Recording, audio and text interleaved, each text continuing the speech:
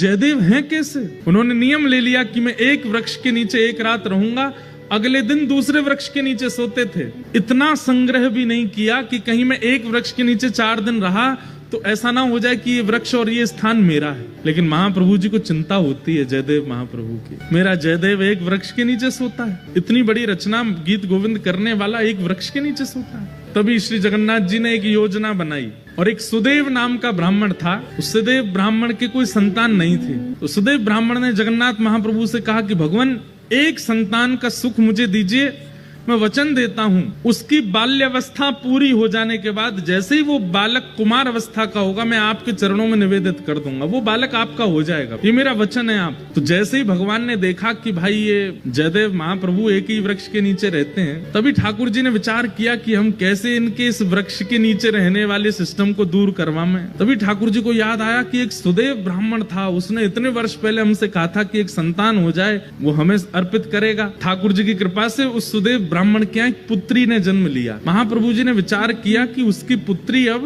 विवाह के योग्य हो गई है। महाप्रभु जी ने उसको स्वप्न दिया सुदेव ब्राह्मण को, और स्वप्न में जाकर के उसको याद दिलाया कि तुमने हमसे कहा था एक संतान होगी तो तुम हमको अर्पित करोगे, तुम्हारी बेटी हुई, अब भूल गए अपना वचन। अगले दिन ही सुदेव अपनी बेटी लेकर के महाप्रभु जगन्नाथ जी के सामने गया।